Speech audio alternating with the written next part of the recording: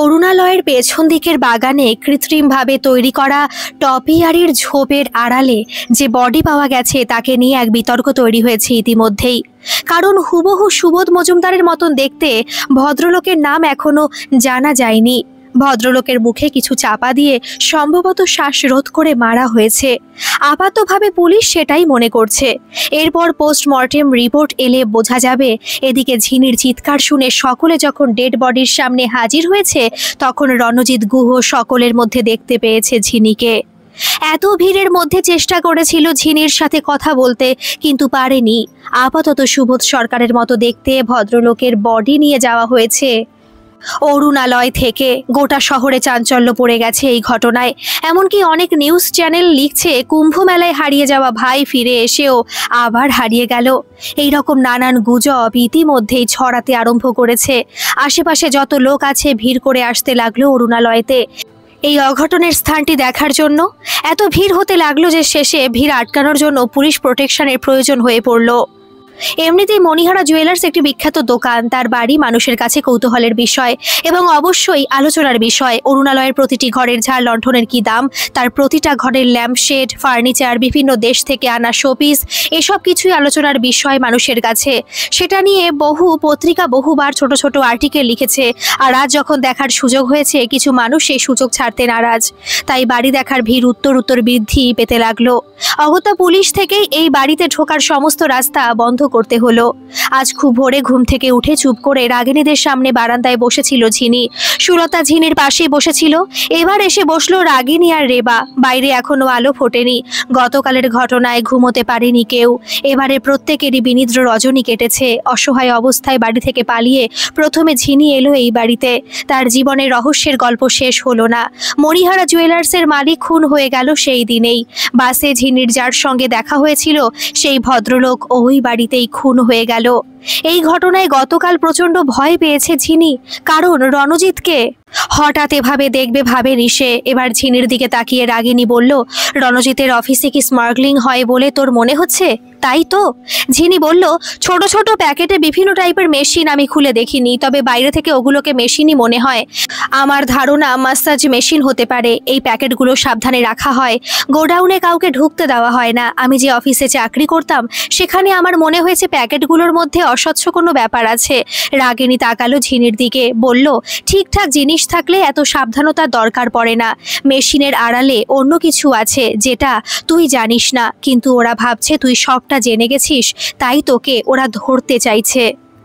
ঝিনি বলল, তুমি কি করে জানলে সেটা, যে ওরা আমাকে ধরতে চাইছে? রাগিনী বলল, কাল আমি রণজিতের চোখে একটা অদ্ভুত উত্তেজনা দেখলাম।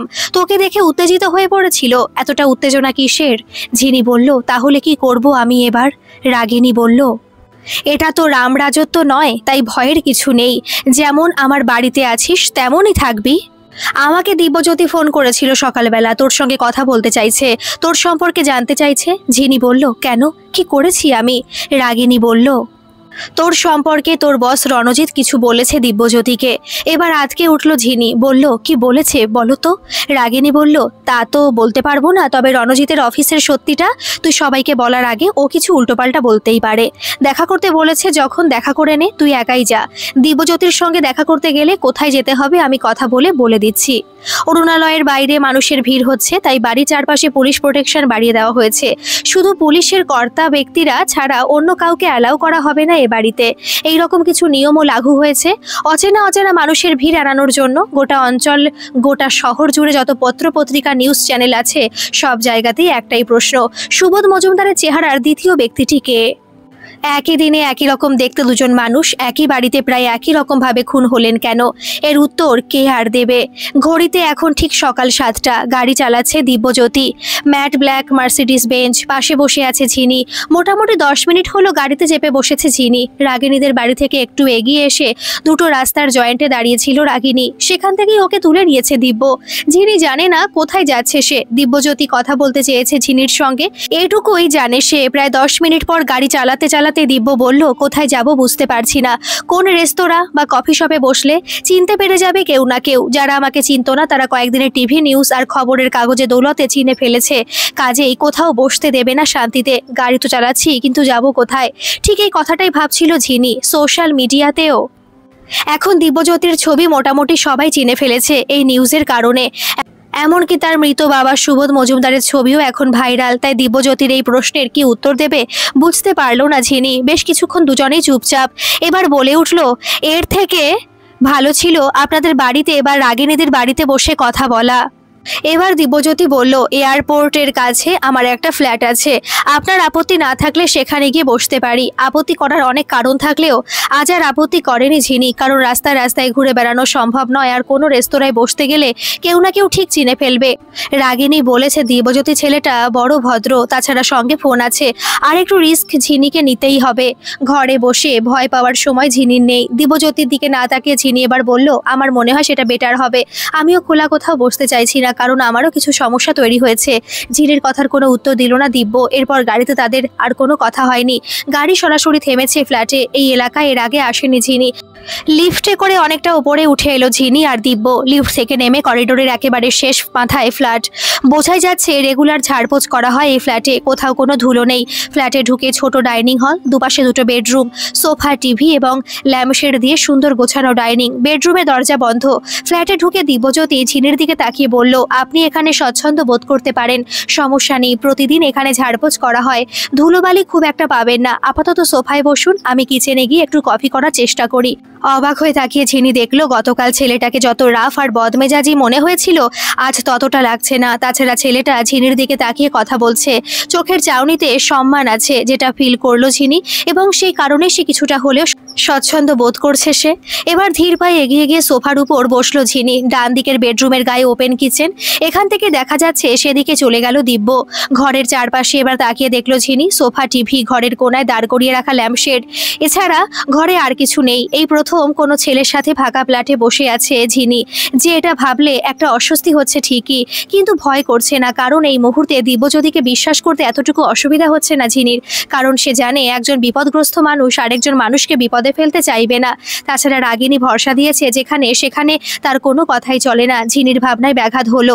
2 কাপ কফি নিয়ে আবার ডাইনিংয়ে ফিরে এলো দিব্যজ্যোতি। তারপর ঝিনি হাতে কফির কাপ তুলে নিয়ে উল্টো দিকে সোফায় বসলো। এবার ঝিনির দিকে তাকিয়ে বলল, খাবার অর্ডার করব, আসলে আমার খিদে পেয়েছে, বাড়ি থেকে খেয়ে বেরোতে পারিনি, আপনার কোনো চয়েস থাকলে বলতে পারেন। এতটুকু না ভেবে ঝিনি বলল, আমার খিদে পাইনি, কিন্তু খাবো, আপনি যা অর্ডার করবেন তাই খাবো, তবে খুব বেশি নয়, বুঝে অর্ডার করুন। এবার কয়েক মিনিট নিজের মোবাইলে খুটখাট কিছু করে মোবাইল পাশে নামিয়ে রেখে তাকালো ঝিনির দিকে, বলল, আর ইউ অ্যাট ইজি? অল্প হেসে ঝিনি বলল, অ্যাবসলিউটলি। মনে মনে যেন কিছু গুছিয়ে নিল এবার দিব্য। তারপর বলল, you came the moment I called, সেই জন্য ধন্যবাদ। আপনার সঙ্গে কথা বলাটা ভীষণ জরুরি হয়ে পড়েছে। কোনো উত্তর না দিয়ে মনোযোগ দিয়ে দিব্যর কথা শুনে চলেছে ঝিনি। এবার দিব্য বলল, আসলে আমি কি করব বুঝতে পারছি না। প্রথমে আপনার কথার কোনো গুরুত্ব দিইনি, কিন্তু পরে বুঝতে পারলাম আপনি বাসে যাকে দেখেছেন সেই ভদ্রলোকই আমার বাড়িতে মার্ডার হয়েছে। তিনি আমার বাবার মতোই দেখতে, অথচ আমার বাবা নন, সে ব্যাপারে আমি নিশ্চিত, কারণ আমার বাবার দেহ আমি নিজে। দিব্যকে শেষ করতে না দিয়ে ঝিনি এবার বলে উঠল, তাহলে তিনি কে? ঝিনির দিকে তাকালো দিব্য, বলল, বিশ্বাস করুন এটা ভেবে পাগল হয়ে যাচ্ছি আমি। এই ব্যাপারটা কারোর সঙ্গে শেয়ার করতে পারছি না। আর সমস্যা হলো আমার এমন একটা ইমেজ তৈরি হয়ে আছে বাইরে যে I am caught up in a situation I can't explain to anyone. তাছাড়া পরিবারের সম্মান জড়িত আছে, নানা রকম গল্প চলছে চ্যানেলগুলোতে। অনেকেই বলছে আমার বাবার ভাই কে এসেছিল এবং তাকে এখানেই। এবারও দিব্যকে শেষ করতে না দিয়ে ঝিনি বলে, সকল ব্যাপারটা থেকে কিভাবে বেরোনো যায় সেটা বার করুন, দেখবেন সমস্যাটা অনেকটা হালকা হয়ে যাবে। দিব্য তাকিয়ে আছে ঝিনির দিকে, বলল, দেখুন, সকালে যিনি খুন হয়েছেন নিজের বেডরুমে তিনি আমার বাবা, আর বিকেলে যিনি খুন হয়েছেন সেই বাড়ির বাগানে তিনি আমার বাবার মতন দেখতে আরেকটি মানুষ। ব্যাপারটার গুরুত্ব বুঝতে পারছেন? নেহাত আমি অনেক কাঠখড় পোড়াচ্ছি, তাই আমাকে হয়তো অ্যারেস্ট করে নিয়ে যায়নি এখনো। ঝিনি বলল, কাঠখড় পোড়াতে হবে কেন? আপনার বিরুদ্ধে তো কোনো প্রমাণ নেই, কিসের ভিত্তিতে অ্যারেস্ট করবে? হাসলো দিব্য, বলল, যে বাড়ির মালিক আমি, 2 জন মানুষ পরপর মার্ডার হলো সেখানে, আমাকেই তো অ্যারেস্ট করবেই, কোনো প্রমাণ দরকার নেই ঝিনি। কিন্তু ব্যাপারটা হলো আমি এখন বাড়ি ছেড়ে কোথাও যেতে পারবো না। আমি স্টেশন লিভ করতে পারবো না, তাই এই মুহূর্তে জেল হাজতে যাওয়া হবে না আমার। খুব সহজে দুটো খুন পরপর করতে পেরেছে যে, সে বাড়ির আশেপাশেই রয়েছে। তার পরের টার্গেট নিশ্চয়ই আমি, তার মুখোমুখি হওয়াটা দরকার। দিব্যর গলায় জেদ ছিল। ঝিনি বলল, কি করবেন ভাবছেন? দিব্য বলল, মাথায় আসছে না কিছু, কোথাও কোনো পয়েন্ট পাচ্ছি না, কোথাও কোনো ক্লু পাচ্ছি না। কোন দিক থেকে ভাবতে শুরু করব সেটাও বুঝতে পারছি না। ঠিক মনে হচ্ছে একটা মাঠের মধ্যে একা দাঁড়িয়ে আছি।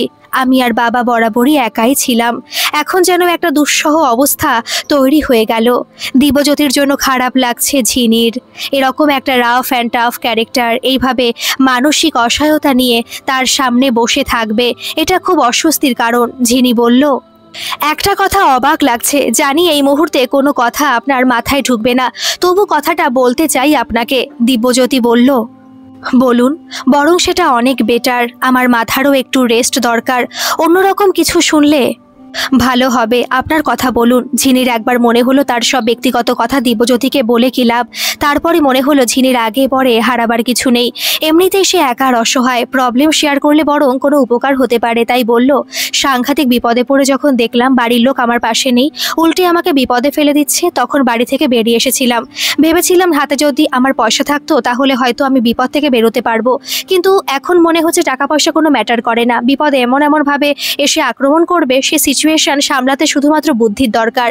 দিব্যকে এবার ঝিনি রণজিতের অফিসের কথা বলেই বলল, আমি একবারও ভাবিনি রণজিৎ গুহ আপনার বন্ধু হতে পারে। ভয় পেয়ে গিয়েছিলাম খুব। সেদিন আপনারা যখন কথা বলছিলেন তখন আমিও লাইব্রেরির বাথরুমে গিয়ে পেছনে দরজা দিয়ে বাগানে নেমে গিয়েছিলাম। দিব্য বলল, বাগানে হাঁটতে হাঁটতে আপনি টপিয়ারির ঝোপের কাছে গেলেন, কিন্তু তখন আপনি অন্য কাউকে দেখেছিলেন? ঝিনি বলল, রাগিনী দিও এই প্রশ্নটা করেছিল আমায়, কাউকে দেখিনি আমি। তবে আমি আমার নিজের চিন্তার মধ্যে এতটাই মগ্ন ছিলাম, সামনে দিয়ে কেউ গেলেও বুঝতে পারতাম না। তাছাড়া আপনার বাড়িতে প্রচুর লোক যারা কাজ করে, তাদের সবাইকে চিনি না। হয়তো খুনি তখন আমার আশেপাশেই ছিল, আমি বুঝতে পারিনি। হঠাৎ দিব্য বলল, আচ্ছা আপনার কি মনে হয় কি করা উচিত আমার এখন? মনে মনে কিছু ভেবে নিল ঝিনি, তারপর বলল, প্রথমে যেটা মনে আসছিল সেটা হলো পুলিশের কাছে যান, গিয়ে বলুন বাড়িটাকে প্রোটেকশন বাড়াতে। তারপর কিছুদিন কোনো হিল স্টেশন থেকে ঘুরে আসুন, দেখুন সব নর্মাল হয়ে যাবে। কিন্তু আপনি বোধহয় সেটা করবেন না। দিব্য বলল, আমার পরিবারের মান ইজ্জত নিয়ে কেউ খেলছে, ধ্বংস করতে চাইছে আমাকে। তাকে বাড়িতে ফেলে কি করে যাই বলুন? আমার ধারণা সে বাড়ির আশেপাশে আছে, আর পুলিশ আমার কিছু করতে পারবে না। পুলিশের কথা বলে লাভ নেই। ঝিনি বলল, বেশ বলুন কি করতে চাইছেন, তবে আপনি আপত্তি না করলে এই কেসে আমি আপনার পাশে থাকতে চাই, কারণ রণজিৎ আপনার বন্ধু। আপনার সঙ্গে থাকলে আমার কোনো ক্ষতি করতে পারবে না সে। কিছুটা নিজের সেফটির জন্য আপনার সঙ্গে থাকতে চাইছি। এবার দিব্য বলল, রণজিৎ মানে রানা আমার অনেক পুরনো বন্ধু। ওর সব ব্যবসা সম্পর্কে আমি ওয়াকিবহাল, ওর ব্যবসার সঙ্গে আমার কোনো সম্পর্ক নেই। রানার চারপাশের সেটিংয়ের জন্য জেলের বাইরে আছে এখনও। ঝিনি বলল, আপনি সব জানেন তাহলে বারণ করেন না কেন? হাসছে দিব্য, বলে, আমি ওর বাবা নাকি যে বারণ করতে যাব? যা খুশি করতে পারে, তাতে আমার কোনো দায় নেই। তবে রানার মনে একটা বিশেষ ইচ্ছে দানা বেঁধেছে, সেটাতে আমার আপত্তি আছে। সেটা কি করে বারণ করব এখনো বুঝে উঠতে পারিনি। সেটা হলো মাহিরা ভালো মেয়ে, কিন্তু রানা ওকে কি বুঝিয়েছে কে জানে। আমাকে দেখলেই একটা বয়ফ্রেন্ড ভাব দেখাতে শুরু করে। I just can't handle any of this. Jhini বলল, কিন্তু এটাও তো ঠিক, আপনার একজন গার্লফ্রেন্ড থাকলে আপনার এতটা একা মনে হতো না নিজেকে, সে আপনার পাশে থাকতে পারতো। বিরক্ত গলায় দিব্য বলল, When did I ever tell you that I feel? বলেননি, আমার মনে হলো। আচ্ছা বাদ দিন ওসব কথা। আপনার বন্ধু রণজিৎ গুহ আমার সম্পর্কে কি কিছু বলেছে? দিব্য বলল, আপনাকে ওর চেনা চেনা লাগছে, এটাই অনেকবার বলছিল। আপনার ওয়ার অ্যাবাউট জানতে চাইছে। ঝিনি বলল, আপনি কি বললেন? দিব্য বলল, যা সত্যি তাই বললাম, আপনাকে চিনি না। ঝিনির একটা অদ্ভুত অভিজ্ঞতা, একটা অচেনা ছেলের সাথে এতক্ষণ এবং একদম একা ফ্ল্যাটে এই প্রথম কাটাচ্ছে সে। অভিজ্ঞতাটা ভালো না খারাপ সেটা সে জানে না, কিন্তু দিব্যর সঙ্গে আজকের তার এই মিটিংয়ের ফলে ঝিনির মাথার ভাবনা চিন্তার অনেকগুলো দিক খুলে যাচ্ছে, এটা ঠিক। কথা বলার ফাঁকে আরও একবার কফি করেছে দিব্যজ্যোতি। টেনশন হলে ছেলেটা কফি বেশি খায়, এটা বুঝতে পারল ঝিনি। খাবার অর্ডার করেছিল দিব্য, খাবার এলো, চিকেন আর নুডলস। খুব অল্প হলেও খেয়েছে ঝিনি। খাওয়ার পর নিজে নিজেই হেঁটে গোটা ফ্ল্যাট ঘুরে দেখেছে ঝিনি। সেই সময় ব্যালকনিতে দাঁড়িয়ে একা একাই সিগারেট খাচ্ছিল দিব্যজ্যোতি। ঝিনি গিয়ে তার পাশে দাঁড়াতেই দিব্য বলল, এভাবে বাড়ি থেকে পালিয়ে কতদিন থাকবেন ঠিক করেছেন? ঝিনি বলল, এটা আমিও ভেবেছি, কিন্তু বাড়ি যাওয়ার কোনো উপায় নেই আমার, জানেন তো। আমার জামাইবাবু মানে সুমনদা আপনার বন্ধু রণজিৎ গুহর কাছে কোনোভাবে ঋণগ্রস্ত, তাই যেভাবেই হোক সে ঋণ শোধ করতে হবে হয়তো, আর তাই আমাকে ঘুটি করে পাঠিয়েছিল সেখানে। আমার মা এসবের কতটুকু জানে জানি না, রণজিৎ লোক ভালো না, আবার আমি সেখানে যেতে চাই না। আসলে আমার বড়দি আমাকে আর মাকে কিছুটা পুষে রাখে বলতে পারেন। আমি চাকরি করি না, আমার কোনো রোজগার নেই, তাই বড়দি আর সুমনদার দয়া আমাদের নিতেই হয়। কোনো উপায় নেই, আমি এখন বাড়ি থেকে বেরিয়ে এসেছি, এতে ওদের খুশি হওয়া উচিত। বেসিক্যালি আমি ওই সংসারের বোঝা। কথাগুলো এক নাগাড়ে বলে চুপ করে গেল ঝিনি। নিজের জন্য নিজেরই কষ্ট হচ্ছে তার। তাকে সহানুভূতি দেখানোর লোক এই মুহূর্তে পৃথিবীতে কেউ নেই। দিব্যজ্যোতি তাকালো ঝিনির দিকে, বলল, আপনার পড়াশোনা? ঝিনি বলল, বাংলায় এমএ করেছি, তারপর আর পড়িনি। দিব্য বলল, অনেক বেসরকারি সংস্থা আছে যেখানে কোয়ালিফিকেশনে চাকরি পাওয়া যায়, চেষ্টা করেছিলেন? ঝিনি বলল, আমার পরিধির মধ্যে থেকে যতটুকু চেষ্টা করা দরকার করেছি। চাকরি চেষ্টা করতে গিয়ে দেখেছি আমার মতন কোয়ালিফাইড চারপাশে হাজার হাজার লক্ষ লক্ষ, সেখানে মার্কাটারি কম্পিটিশন। কতদিন বেকার বসে থাকবো? বাধ্য হয়ে সুমনদার হাত ধরে রণজিৎ গুহর অফিসে পৌঁছতে হয়েছে। দিব্যজ্যোতি বলল, আপনার জায়গায় আপনি হেল্পলেস, আমার জায়গাতেও আমি হেল্পলেস। এই মুহূর্তে আপনি আর আমি একই নৌকার যাত্রী। ঝিনু এবার তাকালো দিব্যর দিকে, বলল, হয়তো আমরা দুজনেই হেল্পলেস, আপনার কথা মতো হয়তো একই নৌকারই রয়েছি, কিন্তু আপনার পরিস্থিতি আমার থেকে সম্পূর্ণ আলাদা। অবাক গলা দিব্যজ্যোতি বলল, কিভাবে? ঝিনি বলল, আমাদের সামাজিক স্ট্যাটাস আলাদা। ঘটনার পরিপ্রেক্ষিতে আমরা এক জায়গায় হয়ে গেছি ঠিকই, কিন্তু আপনার সমস্যা আজ নয় কাল মিটে যাবেই, আমার সমস্যা মেটার নয়। জানি না কি হবে, প্রচণ্ড অনিশ্চয়তার মধ্যে আছি, হয়তো সুমনদার সঙ্গে অ্যাডজাস্টমেন্টে চলে যেতে হবে। সঙ্গে সঙ্গে দিব্য বলল, don't be discouraged at all, just listen to what I am saying. ঘরে চলুন, কথা বলছি। দুজনে আবার ঘরে এসে বসলো। মনে মনে কিছু ভেবে নিয়ে এবার ঝিনির দিকে তাকিয়ে দিব্য বলল, দেখুন 11:30 বাজে, ব্রেকফাস্টের পর নর্মালি একটা কফি হলে ভালো হয়। আপনি একটু বসুন, আমি কফি নিয়ে আসছি। তার আগে কয়েকটা ফোন করতে হবে দোকানে, 15-20 মিনিট সময় লাগবে, তাই একটা প্রস্তাব দিচ্ছি আপনাকে। জিজ্ঞাসা চোখে দিব্যর দিকে তাকালো ঝিনি। দিব্য বলল, এই পাশেই বেডরুম, আপনি একটু রিল্যাক্স করে বসতে পারেন, না চাইলে এখানে বসেও কথা বলতে পারি। আসলে আজকের পুরো দিনটা এখানেই থাকবো ভেবেছি, সেই কারণেই বলছিলাম, আপনি ভেবে দেখুন। আপনি চাইলে আমরা ঘরে গিয়ে বসতে পারি। ঝিনি বুঝতে পারলো খাটের ওপর আরাম করে বসার কথা বলছে দিব্যজ্যোতি। শখ মন্দ নয় ছেলেটার, এতটাও বিশ্বাস করতে পারবে না ঝিনি, যতই রাগিনীর পরিচিত হোক বা যতই ভদ্রলোকের ছেলে হোক। খাটের উপর বসে গল্প করা অসম্ভব ব্যাপার। দিব্যজ্যোতির দিকে তাকিয়ে খুব স্বাভাবিক গলায় ঝিনি এবার বলে উঠল, আমি এই সোফাতেই কমফোর্টেবল, আমার কোনো সমস্যা নেই, আমি এখানেই বসবো। আপনার অসুবিধা হলে আপনি ভেতরে গিয়ে রেস্ট করে আসতে পারেন। দিব্যজ্যোতি বিন্দুমাত্র আপত্তি না করে 2-3 মিনিটের মধ্যেই এক কাপ কফি করে ঝিনির হাতে ধরিয়ে দিয়ে পাশের বেডরুমে চলে গেল মোবাইল ফোন নিয়ে। তারপর ফিরে এলো 15-20 মিনিটের মধ্যেই। ততক্ষণে ঝিনির কফি শেষ হয়ে গিয়েছে। ঝিনির উল্টো দিকের সোফাতে দিব্যজ্যোতি এসে বসলো। তারপর বলল, দেখুন, let's make a deal, we will help each other out, and by the end of the day we will surely see some great result। ঝিনি বলল, কি রেজাল্ট হবে আবার দরকার নেই, কি হেল্প করতে হবে বলুন, আমি রাজি। আমার কাছে অন্য কোনো অপশান নেই। রাগিনীদের বাড়িতে তার ঠাম্মির সঙ্গে থাকার একটা চাকরি পেয়েছি ঠিকই, কিন্তু সেটা তো আর ডেস্টিনি হতে পারে না আমার। ক্রমশ যে চোরাবালিতে ঢুকে যাচ্ছি, আপনাকে হেল্প করে এর থেকে বেরোনোর একটা চেষ্টা করতে হবে। আর একটু ভদ্রভাবে বাঁচা যায় কি না দেখা যাক। উঠে দাঁড়িয়ে পড়ল দিব্যজ্যোতি, বলল, চলুন বেরিয়ে পড়ি, তার আগে রাগিনীকে ফোন করতে হবে। রাগিনীকে ফোন করে দিব্যর ফ্ল্যাট থেকে বেরোতে সময় লাগলো 15 মিনিট। ঘড়িতে এখন ঠিক 12টা। গাড়িতে উঠে ঝিনির দিকে তাকিয়ে দিব্য বলল, আমি জলপাইগুড়ি যাব আজ, যেতে পারবেন আমার সঙ্গে? খুব অবাক হয়ে দিব্যর দিকে তাকালো ঝিনি, বলল, জলপাইগুড়ি মানে বুঝলাম না, এখন? সে তো অনেক দূরের রাস্তা। দিব্যজ্যোতি বলল, সেই ভদ্রলোক জলপাইগুড়িতেই থাকতেন যিনি আমার বাড়িতে খুন হয়েছেন। দিব্যজ্যোতিকে দেখছে ঝিনি। জলপাইগুড়ি যাওয়ার ব্যাপারটা যে একেবারেই ফিক্সড সেটা বোঝা গেল তার মুখ দেখেই। বলল, যাব, চলুন, আমি আপনার সঙ্গে যাচ্ছি, সেটা রাগিনীদিকে জানিয়ে দিই তাহলে। বাগডোগরা এয়ারপোর্ট থেকে জলপাইগুড়ি পৌঁছতে রাত 11টা বেজে গেল। 5 তারা হোটেল, হোটেল প্লাটিনাম প্লাজা। তার সামনে দাঁড়িয়ে ঝিনির দিকে তাকিয়ে দিব্যজ্যোতি বলল, রাতটা হোটেলে থাকতে হবে, কাল সকালে যা করার করব। এয়ারপোর্ট থেকে জলপাইগুড়ি আসার পথে গাড়িতে একটাও কথা বলেনি ঝিনি। পুরো ব্যাপারটা ধাতস্থ হতে সময় লাগছে তার। জীবনের এত ঘন ঘন টুইস্ট তার জন্য অপেক্ষা করেছিল। এটা যেন বিশ্বাসই করতে কষ্ট হচ্ছে। এত রাতে কোথাও যে থাকতেই হবে সেটা বুঝতেই পারছে ঝিনি। তাই খুব স্বাভাবিক গলায় এবার বলল, 2টো ঘর বুক করবেন। বিনয়ের সঙ্গে দিব্য বলল, definitely, you can rest assured. দিব্যজ্যোতিকে তাকিয়ে দেখল ঝিনি। প্রথমে এই ছেলেটাকে খুব রাফ আর বদমেজাজি মনে হয়েছিল, কিন্তু এখন অনেকটা বিনয়ী ভদ্র লাগলো। আসলে পরিস্থিতি, পরিবেশ মানুষের মেজাজের তাপমাত্রা ঠিক করে দেয়। পাশাপাশি 2টো ঘর, এত বড় হোটেলের ঘরে রাত কাটানো ঝিনির জীবনে এই প্রথম। দিব্যজ্যোতি ঝিনিকে তার ঘরে ঢুকিয়ে দিয়ে নিজের ঘরে চলে গেছে। নিজের ঘরে ঢুকে চুপ করে এক জায়গায় দাঁড়িয়ে রইল ঝিনি। ঘর না বলে একে ছোটখাটো ফ্ল্যাট বলা চলে। একদিকে বড় বড় সোফা, টিভি, আরেকদিকে বিছানা, পাশেই কাচের দেওয়াল দেওয়া বাথরুম। এত বিলাসিতার মধ্যে ঠিক কতক্ষণ একা থাকতে পারবে জানে না ঝিনি। তাছাড়া একটু কেমন গা ছমছম করা ভয়ের ব্যাপার একটা থেকে যাচ্ছে মনে। হয়তো চারপাশে এত দুর্ঘটনা ঘটছে তাই। অন্য সময় হলে হয়তো ইন্টারেস্ট নিয়ে চারিপাশ ঘুরে একবার দেখে নিত, কিন্তু এখন এই মুহূর্তে ঝিনির মানসিক যা পরিস্থিতি, তাতে সে ইচ্ছেটা আর করলো না। তার চাইতে বরং মনে হলো দিব্যজ্যোতির সঙ্গে এক ঘরে থাকলে এই ভয়ের ব্যাপারটা থাকতো না। একটা ছেলের সঙ্গে সারা রাত এক ঘরে কাটালে যে দোষ হয়, সেই দোষ চোখে আঙুল দিয়ে দেখিয়ে দেওয়ার মতন মানুষ এই মুহূর্তে কেউ নেই। পুরোটাই তার উপর নির্ভর করছে। দিব্যজ্যোতি যে ভালো ছেলে সেটা এতক্ষণে বুঝে গিয়েছে ঝিনি।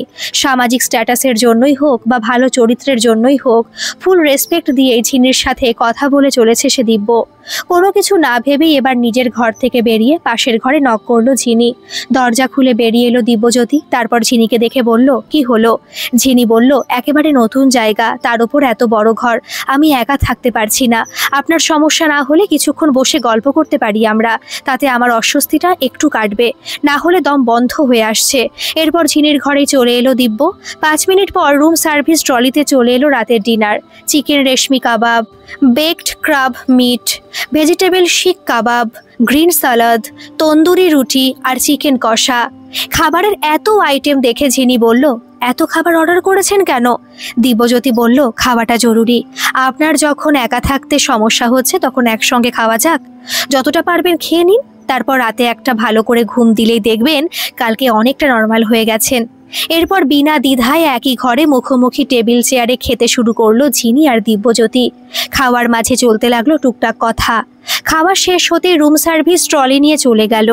এবার হোটেলের ঘর লাগোয়া ব্যালকনিতে দুজনে 2টো চেয়ারে এসে বসলো। দিব্যর মুখের দিকে কিছুক্ষণ তাকিয়ে থেকে বলল, একটা কথা জিজ্ঞেস করব? দিব্যজ্যোতি বলল, নিশ্চয়ই করবেন। তার আগে আমি কয়েকটা কথা জানিয়ে দিই আপনাকে। আপনার সঙ্গে বাসে যার দেখা হয়েছিল, মানে যিনি আমার বাবার মতন দেখতে এবং খুনও হয়েছেন আমাদেরই বাড়িতে, সেই ভদ্রলোকের নাম সুপ্রকাশ মজুমদার।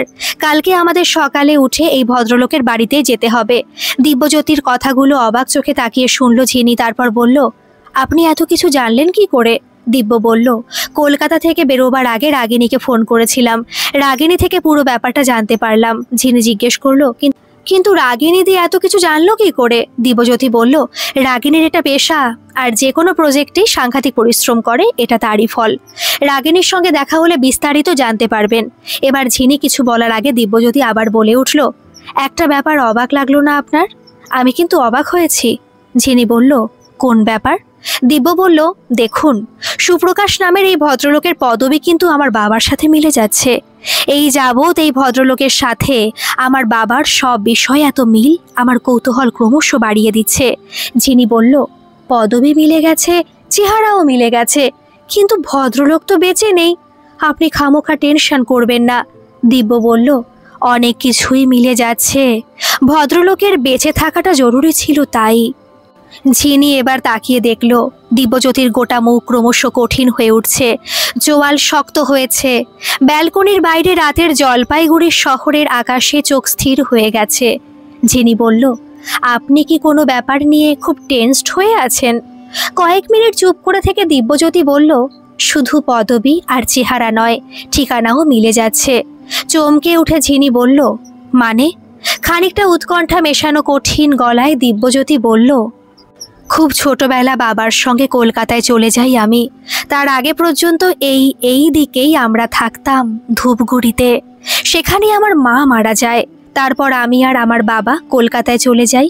ঝিনি বলল, আপনারা আগে ধূপগুড়িতে থাকতেন? দিব্যজ্যোতি বলল, হ্যাঁ, তবে আমার কোনো স্মৃতি নেই তখনকার। বাবার মুখে শুনেছি বাবার সঙ্গে যখন আমি কলকাতায় চলে আসি তখন আমার মাত্র 6 মাস বয়স। ঝিনি জিজ্ঞেস করলো, আপনার মা কিভাবে মারা গিয়েছিলেন? দিব্য বলল, বাবার মুখে শুনেছি অ্যাক্সিডেন্ট। আমাদের ছোট বাড়ি ছিল, শর্ট সার্কিট হয়ে আগুন লেগে গিয়েছিল সেই বাড়িতে। মাকে বাঁচানো যায়নি, আমাকে প্রতিবেশী নিয়ে গিয়েছিল, তাই আমি বেঁচে গিয়েছি। বাবা বাড়িতে ছিল না।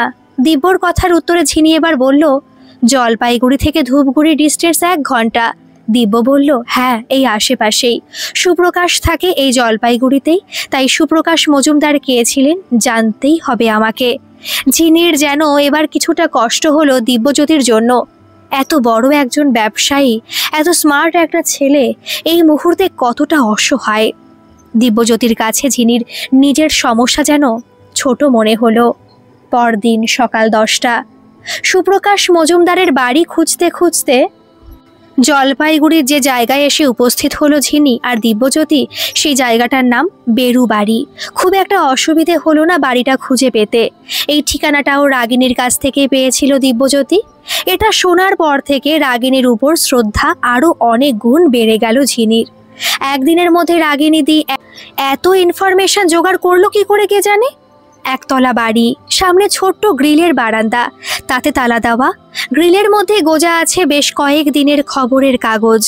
বাড়ির সামনে এবং পিছনে ছোট্ট জায়গা, বাড়িকে মাঝখানে রেখে পুরো জায়গাটা বেড়া দিয়ে ঘিরে দেওয়া। আর বাড়ির সামনে বেড়ার ছোট্ট গেট। বাড়ি দরজা জানলা বন্ধ। সবকিছু দেখে বোঝাই যাচ্ছে এই মুহূর্তে এই বাড়িতে কেউ নেই।